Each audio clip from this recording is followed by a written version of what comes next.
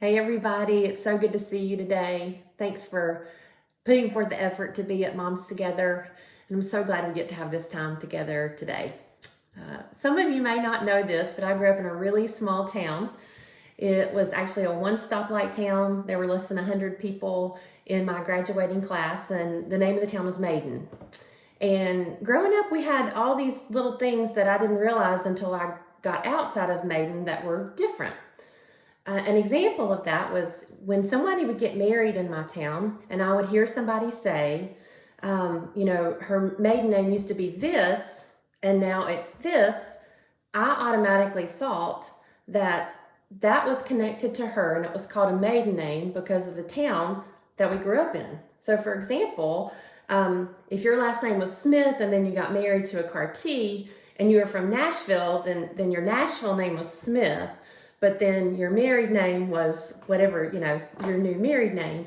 And it was not until that I was in high school and I heard someone saying, well, so-and-so, and I knew this person lived in Virginia, well, so-and-so got married, and somebody said, well, what was her maiden name? And I thought, I had no idea that she was from Maiden, like no clue that this girl was from Maiden. I thought she was from Virginia. And then all of a sudden, it just hit me. Oh, wait, Maiden is a term that is for everybody, not just those of us from Maiden. Favorite story. So I share that with you today because I grew up and that was the culture that was created for me because of the town that I lived in. I didn't create it. I just kind of let what happened happen.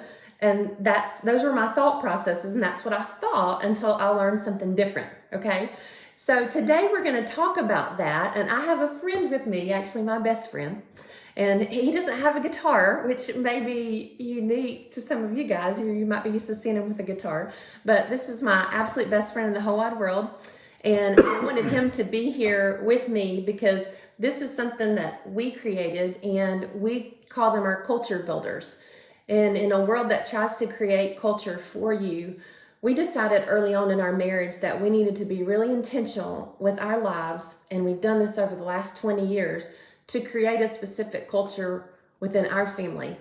And so today we wanted to share those with you and explain a little bit about each one of those. And they're 5. If you want to jot these down, you can, or you can just listen. But the first culture builder that we want to share with you is a culture of gratitude. A culture of gratitude.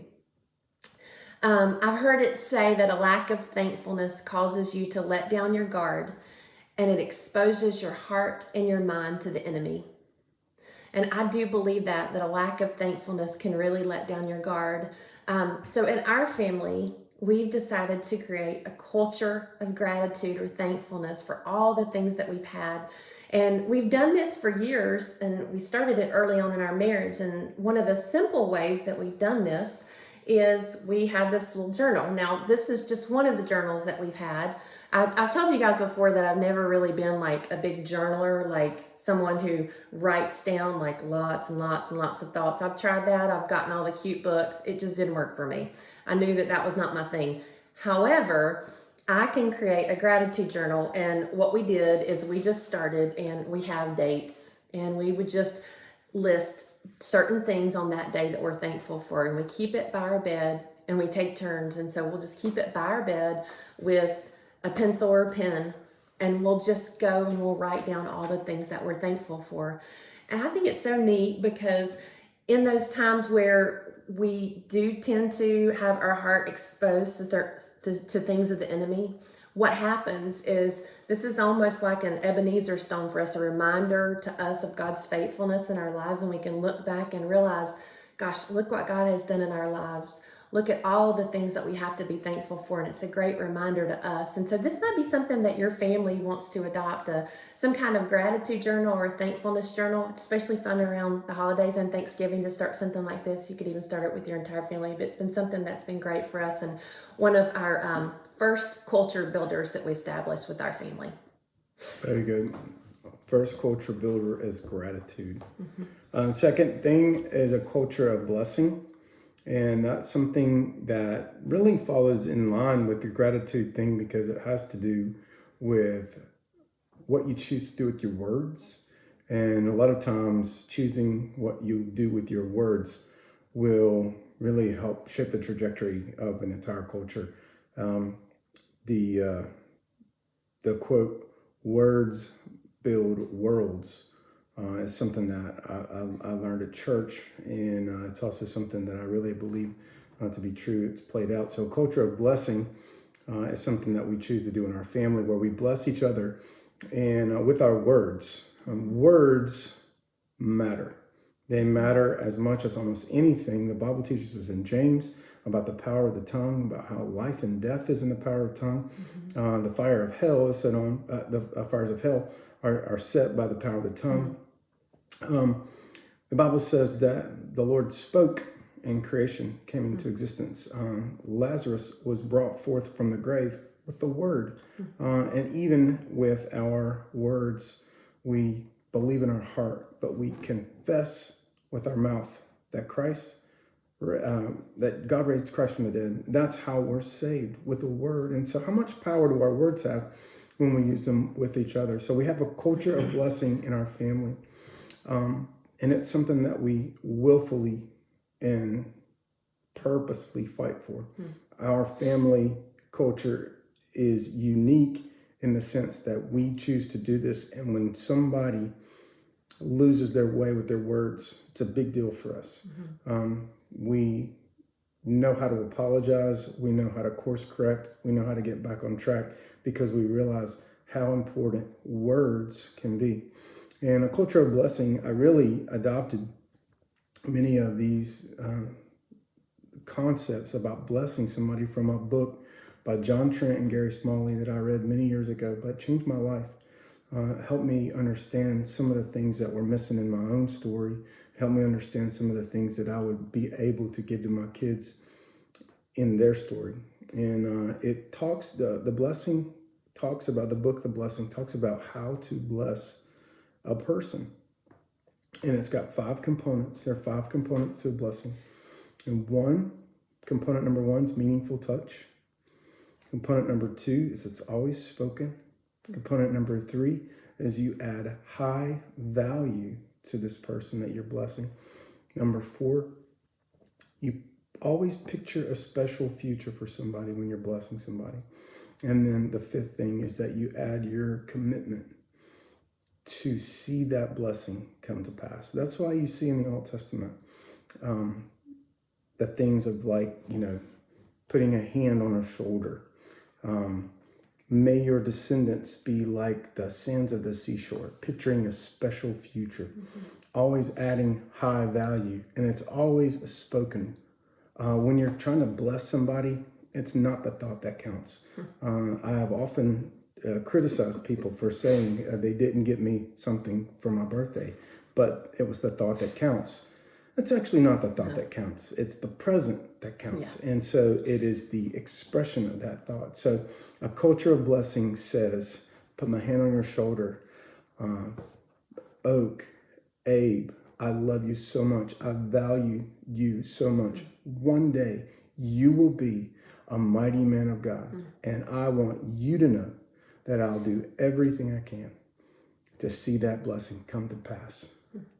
You're blessed. That's how you bless somebody. And I don't know if you've ever tried it, but I've done it many times with people that I've discipled or mentored or friends or my own children. It's like a magic trick. It's unbelievable to see how a whole person's countenance can change after they've been blessed in that way. And so we have a culture of blessing in our family. What you say with your mouth matters. And the world that you create with your words makes a difference. So we choose to create a culture of blessing with our words. It's neat that you say that, Carl, because we're also cultivating that in our church family. One of the things that we've added to our children's curriculum this year, and I know that I work with some of your kids on Sunday mornings, and one of the things that they've added into the curriculum this year is that we speak a blessing over your kids before they leave. And it's an individual blessing and it's specific. And so I love that it's we're not only doing it in our homes, but we're doing it in our church as well. So we're just creating a culture of blessing.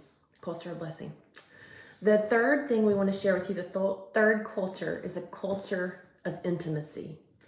a culture of intimacy. Now, I know where the girls are going to go with this right away.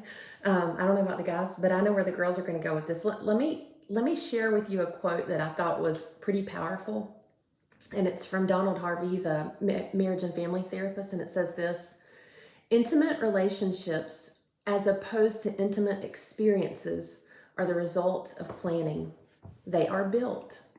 The sense of union that comes with a genuine spiritual closeness will not just happen.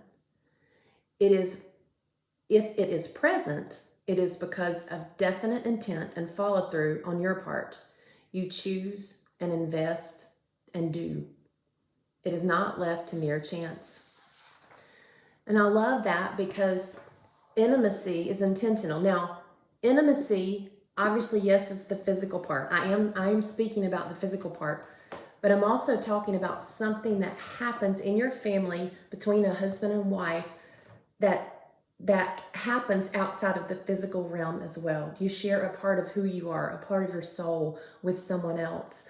And a couple ways that we've tried to do that is that we don't keep secrets from each other. That's you build intimacy through trust.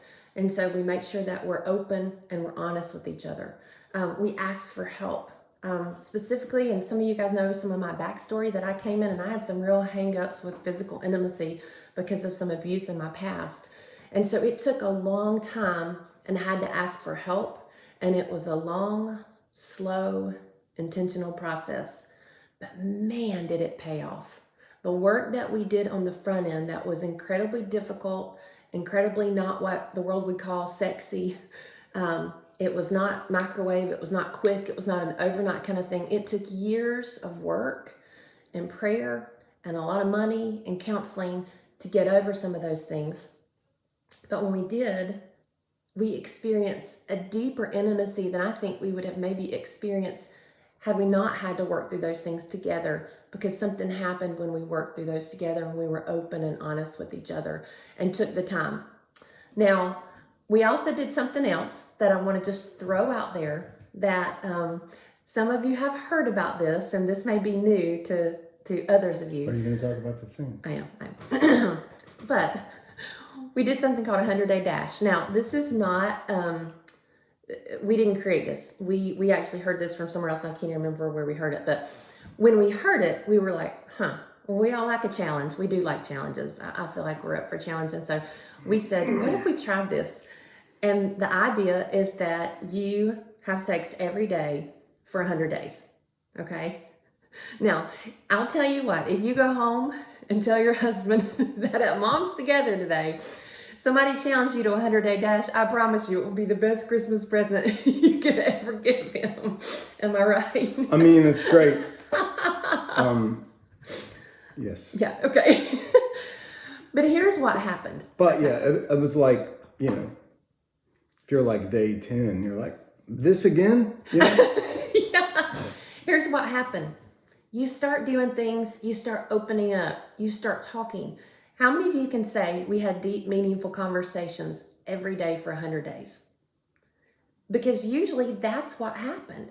And it led to deeper intimacy, not just physical intimacy, but because we had that time set aside every day at some point during the day. And I mean, you guys, you can do that now. We have more time at home together. And so because we had that time set together, or we purposed that time, we were very intentional about building intimacy. It didn't just happen. We knew otherwise it wouldn't just happen. And there were seasons of life where y'all understand, some of y'all have real little kids.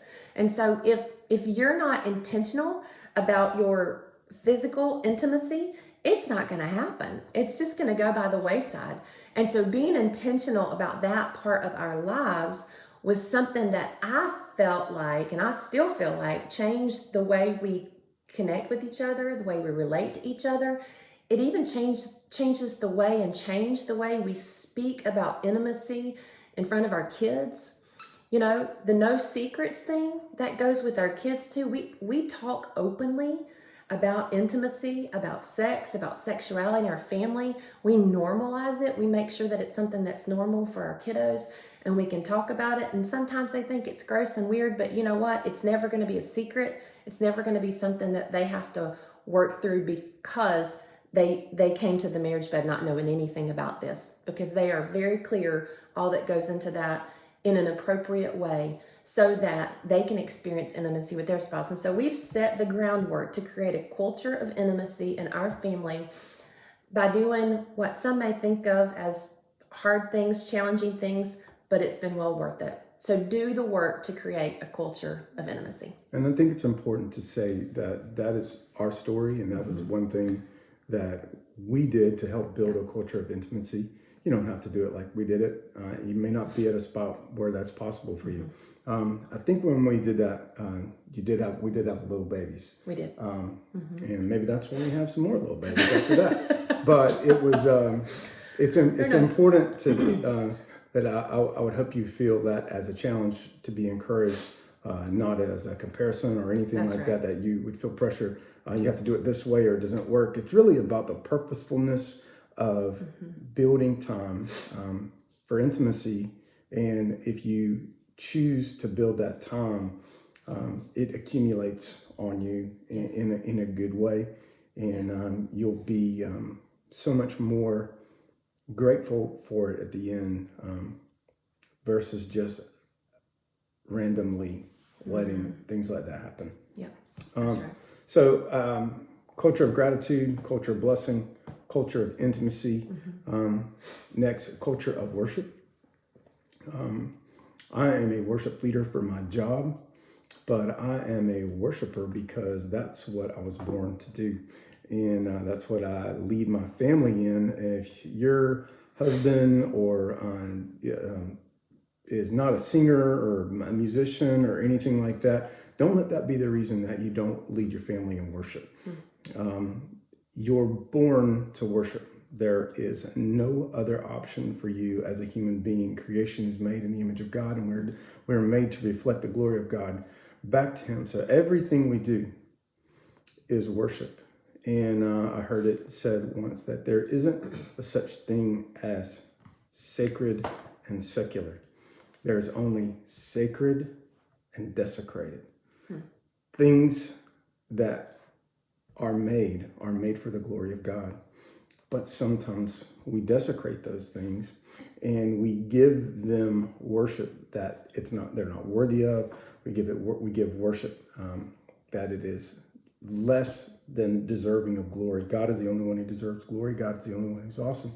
So we create a culture of worship in our family that we express our mind's attention and our heart's affection to the Lord. What's worship? What's a good definition of that? How do I create a culture of worship in my family? What are you doing with your mind's attention and your heart's affection? And what expression? You can't help but worship. It's not possible. You're going to worship. So ask yourself, this week in our family, where has the center of our mind's attention and our heart's affection rested? What have we been giving our mind's attention and our heart's affection to? What are we worshiping? We always ask ourselves that in this family, and we build in times. This is my story. It's some of my kids' story. It's not all of my kids' story, but my story is that I sing all the time, and it's one of God's graces to me. And I'm glad I'm a good singer, but I don't think even if I was a bad singer, I would stop, because I love the fact that God put a song in my heart, and I believe He did that to remind me that I was purpose-built as a worshiper, and to not forget that. Now, sometimes it's so easy to just think, oh, that's corny, that's weird. Even for me, I feel weird saying it sometimes. But I have to be reminded too that of all the things that I do as a Christian, all of them, discipleship, evangelism, tithing, going on mission trips, all of those things are gone in the new kingdom, except for one: worship. The culmination of the Christian life isn't learning more facts about God. The culmination of the Christian life isn't winning more souls. When all of those things pass away, the one thing that will remain is that we will be caught up to meet him in the air, and we will spend eternity lifting up the living God. That's what we're going to be doing. And so that's what we want to do culture-wise in our family. Now, as a disciple of Christ, as someone who is learning more about him, as someone who is studying his word, as someone who is walking, I cannot escape the fact that I am duty-bound to let all of my Christian endeavors end in worship. That is what it's for. I am not a Christian because it is a good self-improvement thing. It has improved my life, but it is also so much more than that, in the fact that my reality in worshiping Jesus has transformed my spirit in such a way that I'm able to look past certain circumstances, sicknesses, disappointments, failures on my own account, failures of those around me, and to be able to still have a view of giving God glory. So in our family, we create a culture of worship. My challenge to you is, whatever you can do, figure out a time to worship with your family. Sing a simple song. It can be the same song over and over and over again. Say a simple prayer. It can be the same prayer over and over and over again. We sing the same song at dinner every time. Everyone knows it. We sing it over and over and over again, but it's a way of building worship into our family. In my own personal life, I have a practice. I wake up in the morning. I usually say something along the lines of, "This is the day the Lord has made. I'll rejoice and be glad in it." It's very simple. It doesn't even sound flowery. I'm certain it doesn't look very sexy. I'm usually in an old t-shirt from Party on the Wall. But I usually say, "This is the day the Lord has made. I'll rejoice and be glad in it." It's my practice because I want to create a culture of worship in my own life, because I realize the deep, deep value of it. Yeah, I love that. And I want to reiterate a word that he used that I think we could use with all these, and that's the word practice. That, we don't want it to become a legalist thing, but it is practice. And so in the same way where we talked about when we create a culture of intimacy, we want to normalize sex and sexuality and intimacy. We want to do that with worship too, because how many times have you or have you ever been in a group where someone's asked to pray and it seems odd or it seems weird? I never want my relationship with Christ and me bearing my soul to him to be a foreign concept to my husband and my kids. Because if I want to create that intimacy within my family, and if we want to create that culture, in this case, the culture of blessing or the culture of worship, then we have to bear our souls to the Lord before him and before them. And so when our family gets to see that, it normalizes that. It doesn't take the awe out of it. It doesn't take the reverence, the holiness out of it. But what it does is it becomes part of who we are, like who we be. That's the Carty family, okay? That's us. And that's just a part of our culture. And our kids know that, so it's not anything weird. So when we talk about our relationship with God, when we talk about look what God's done in our lives, the things that he's done, when we talk to him, when we pray together, when we worship together, it's not weird. It's just us. It's just who we are. So when you practice that, going back to what I was trying to say, it's a practice. It's something that we do, and we practice it over and over and over again, okay? So we have a culture of gratitude, a culture of blessing, a culture of intimacy, a culture of worship, and then finally a culture of generosity. I love the verse in Proverbs. It's Proverbs 11:25, and it says, "A generous man will prosper. He who refreshes others will himself be refreshed." I can say that probably the people that I love being around more than any other people are people who are generous with what they've been given. Now, a lot of times you'll immediately think of finances, and I am talking about finances, but I'm talking about other things too. I'm talking about your time. I'm talking about your talents. I'm talking about your space. Generous with your home, generous with your family, generous with your service. All those things play into being generous. And so we've tried to, and are currently trying to, and will continue to try to create a culture of generosity with our family, with each other, and with our kids. You know, we used to, a long time ago, we would take out college students with us on the road, and they would be a band. We traveled on the road, and each summer we would audition college students, and they would come and be our band, and it would be a summer, about a 10-week tour, and we would travel and sing and play in different places.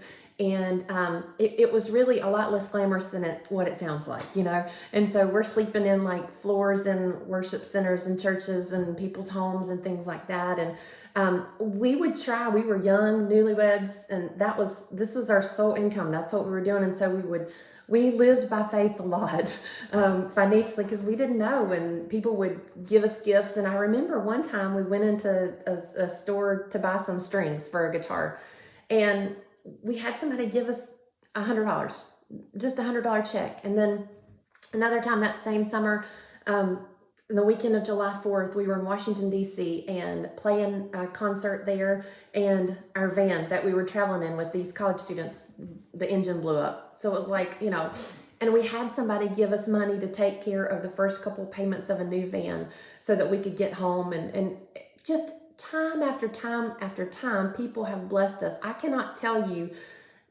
how many blessings that we've been on the receiving end of. But I have to say this, it is also such a huge blessing for us to be able to turn around and bless others as well. One of the things that we love to do is we love to have people in our home and bless them with meals. And I think in a culture where we value our home as a safe haven and a place where we can relax and unwind and be ourselves, we've lost a little bit of that. We go to restaurants and we meet people, but there's something about having somebody at our table in our home, eating a meal and sitting around the table. You know, I've talked to you guys before about one of the books that's changed my life, and it's a book called The Gospel Comes with the House Key. And it's the idea of just hospitality, generous hospitality, and being generous with all that God's given you. And so in our family, we have people over all the time. Like oftentimes it's weekly, sometimes more than once a week in our home. And our boys just know, we just say, who's coming to dinner tonight? And we'll tell them the names. Do they have any kids? That's the first thing that they ask. Do they have any kids?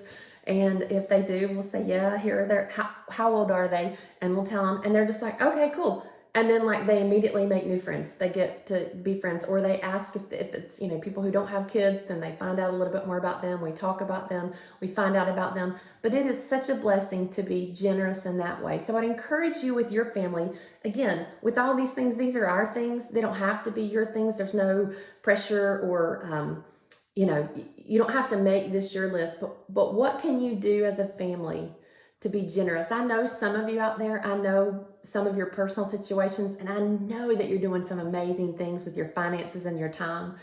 And so I would just encourage those of you who might, you know, be thinking about that to sit down with your family and maybe decide, where can we be more generous, and where can we give in some ways until it hurts? Where can our family do that?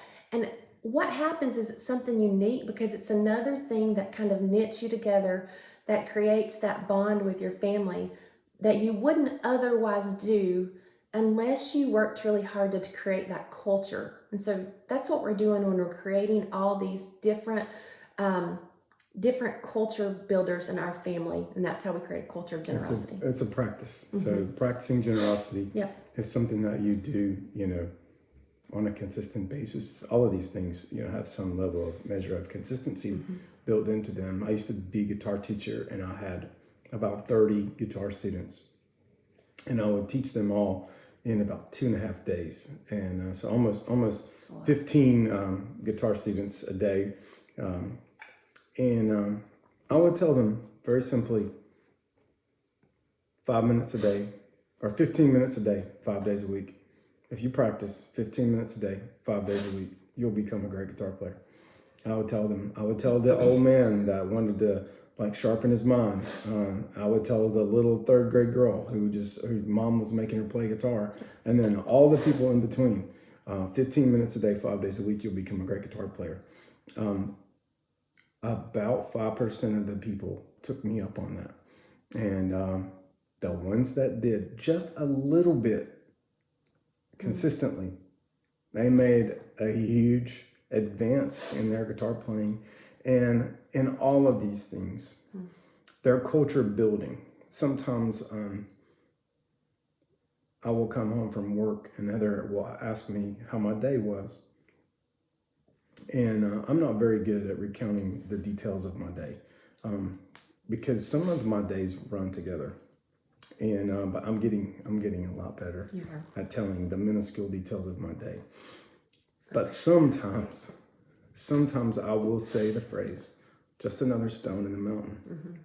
In other words, what I'm trying to say is that I basically did the same thing today that I did yesterday, but I did it and I kept going. It's just another stone in the mountain. I'm just building this thing. Now for you, you might be like, well, I haven't even started on any of this stuff. It's okay. It's almost like that 15 minutes a day, 5 days a week principle. Yeah. You could even take one of these little culture builders and start on it. For you, it might be your words, how you speak blessing. What are you choosing to do with your words? What kind of world are you building with your words? For another, it might be generosity. What am I doing with my money? What am I doing with my time? Where am I giving it? Where am I giving it where I don't get anything in exchange or in return for it? Yeah. You could just take one of these little things and begin building a culture for your family. And it could be something different as well. However, the principle that is at work here is that you want to build something that is upon a foundation that will last. It's like the parable. The storm will come. And if you build on the sand, if you build on something that shifts, if you build on something that's temporary, if you build on something that is designed to erode, it will fall. But if you build on something that is designed to last, it will last. And what all of these are representative of is really a culture of heaven. More than anything, our family fights to remember that what we're building this stuff on is the belief in eternity, the Christian hope that the new kingdom is coming, that we are not meant for this. And so building culture now, you're always going to do it kind of against the grain.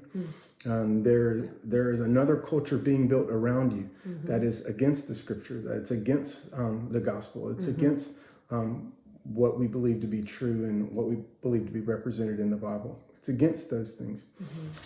So you're going to feel peculiar. You're going to feel like an oddball. You're going to feel like it's hard because it is. But my encouragement to you is this, that the Christian hope is worth it. The Christian hope is worth investing in. The hope of the gospel is eternal, and eternal things are durable. They're enduring. They last. I have not placed my faith in a flimsy outcome. I believe that the family that we're trying to build, the choices that we're trying to make, the way that we want to raise our sons is based on something that will last not only a long time, but for eternity. And so my encouragement to you, and Heather's encouragement to you, ladies, is to build your hope on nothing less than Jesus, nothing less than his gospel. And that when you set your eyes on a day, it seems like 24 hours, you got so many things to do, you might feel so behind. Do it in light of eternity. My favorite Bible verse is 2 Corinthians 4:16-18. It says, "Do not lose heart, though outwardly you're wasting away. Inwardly you're being renewed day by day. For your light and temporary troubles are achieving for your greater glory that far outweighs them all. Therefore, fix your eyes not on what you see, but on what you don't see. Because what you see is temporary, but what you don't see is eternal." So fix your eyes on eternity today and be blessed.